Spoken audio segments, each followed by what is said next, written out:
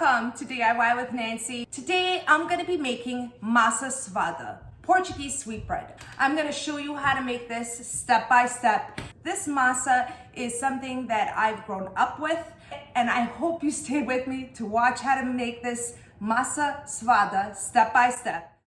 To make my recipe for 6 bolos de massa, or 6 sweetbreads, I'm going to start off by placing 3.5 cups of milk in a medium-sized saucepan.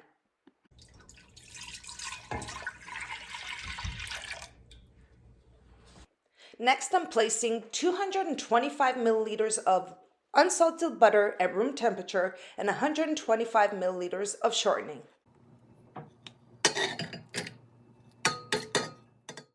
And to that, I'm adding 5.5 cups of sugar.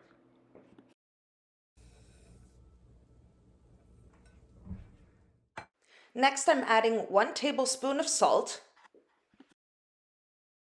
And finally, I'm adding the zest of 1 lemon. Now, at this point, I'm going to turn the heat on to a low to medium heat. Now, all the sugar's at the bottom. I'm just going to give it a quick stir, mix it well. And then I'm going to let it come to a boil. Once it comes to a boil, it'll look just like this, sort of foamy on the top. And I'm just going to give it a quick stir before I set it aside. And at this point, you want to turn off your heat. So I've turned off the heat. I'm going to set it aside and wait until it comes to a lukewarm temperature.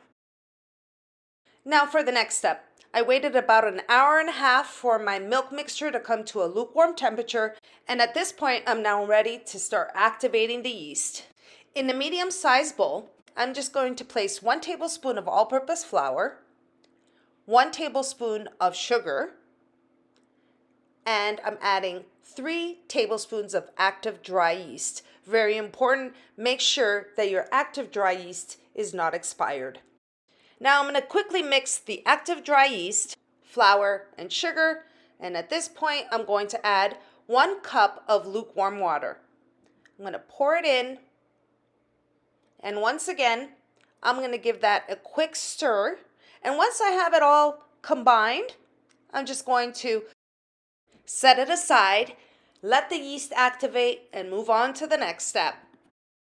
For the next step, I'm going to use my stand mixer. And I'm going to start off by placing 15 eggs. Now I have my eggs at room temperature.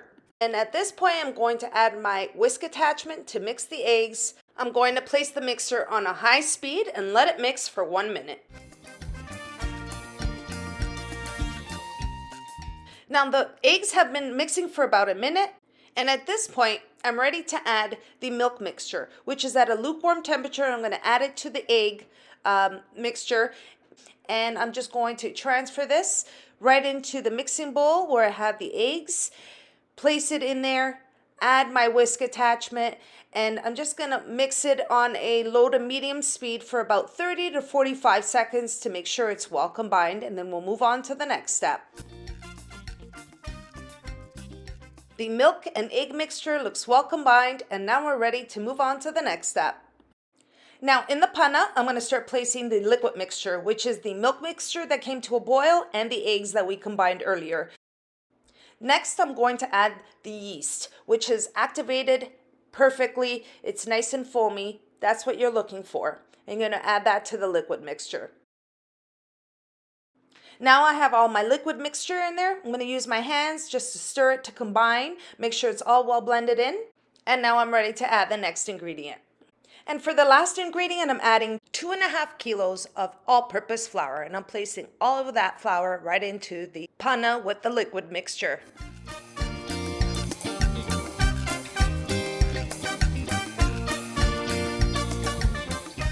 And now I'm ready to start the kneading process. I'm going to start off by bringing the flour and the liquid from the outside in. I'm going to continue kneading until all the flour is incorporated and the masa dough starts forming. And you'll start feeling it in your hands. It'll start thickening, and it is a sticky, gooey dough. So don't worry. That is totally normal. But as you're kneading, which is a very important step to making this masa, you will see that it will thicken. And you will feel that as you continue kneading. And this process can take anywhere from 10 to 15 minutes or until the sticky dough forms and all the flour is incorporated.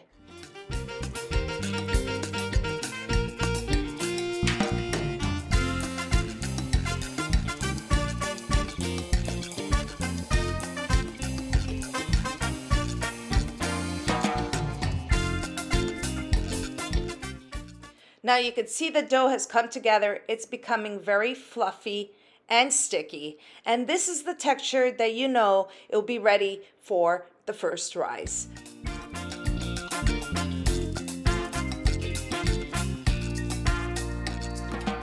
Now once the dough has come together, you're going to cover it up and you're going to keep it in a warm place and you're going to let it rise. It will be the first rise and it'll be 20 minutes. And after the 20 minutes, I'll come back and knead it again. After 20 minutes, I uncovered the dough. And at this point, I'm going to add 1/3 cup of vegetable oil. I'm going to place the vegetable oil at the edges of the dough, not directly on the dough. Now, a lot of people have asked me why vegetable oil. It actually enhances the moisture and the texture of the dough, and it prevents the dough from sticking to my hands while I'm kneading. Now you can see that I'm kneading the dough by bringing it from the outside in. I'll be doing this approximately 4 times. Now once I'm finished kneading, I'm going to cover it up for a second rise, come back and knead it again in another 20 minutes.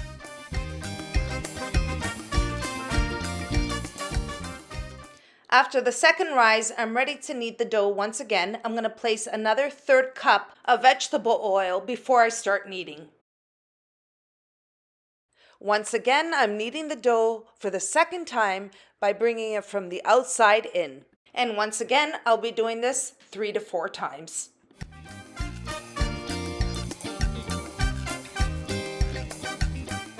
The kneading process is over. I'm going to cover the dough and wait until it triples in size. That can take anywhere from 6 to 8 hours, depending on the temperature. You need to ensure that you keep it in a warm place. It's approximately 10 o'clock p.m. in the evening. I'm going to cover the dough and I will check on the dough between 5 and 6 a.m. in the morning. It's the next morning at 5 a.m. I'm checking on the dough. I am an early riser, and the dough has definitely tripled in size. And now we're ready to move on to the next step. For the next step, I have here vegetable shortening. I have about 1/2 teaspoon of vegetable shortening to grease each of the pans. I have 6 pans, so I have 6 pieces. And I'm simply going to take the piece of vegetable shortening and grease the bottom and the sides of each of the 6 pans to avoid the masa from sticking. For the next step, I'm going to divide the dough into the 6 masa pans. And I'm simply taking the dough and dividing it into 6 pieces of dough to fit the cake pans. So you're just going to tear the dough and then just form it into a ball and then placing it into the cake pan, just as I'm doing here.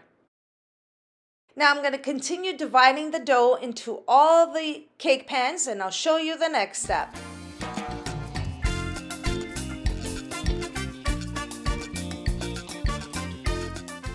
Once the dough is divided into the 6 panes masa, you're ready for the final rise. I'm going to cover the dough, keep it in a warm place, and wait until the dough rises to the top of the pan. This can take anywhere from 2 to 3 hours depending on the room temperature. It's been approximately 3 hours. You can see that the dough has risen to the top of the pan, and now we're ready to move on to the final step. At this point, preheat your oven to 305 degrees Fahrenheit. For the next step, I'm going to take a scissor and I'm going to cut peaks onto the masa dough, just as I'm doing here. You can see how nice and fluffy it is. And for the final step, I'm going to prepare the egg wash. I have 1 egg and 1 tablespoon of water.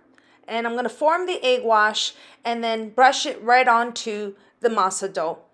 So I'm simply going to beat the egg and the water, take a pastry brush, and brush it right onto the masa dough just like that before it goes into the oven. My 6 sponge masa are ready to go into the oven. I'm going to bake them at 305 degrees Fahrenheit for 1 hour. Now at the 50 to 55 minute mark, I place a skewer in the masa to see if it comes out clean, and if it is, your masa is ready.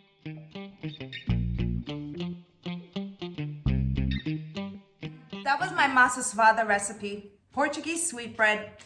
It turned out amazing like it always does. I'm so happy with it, and you can see how soft and fluffy it is. So delicious. I really hope you all enjoyed the recipe, and if you did, don't forget to like and subscribe. Until next time, everybody, take care.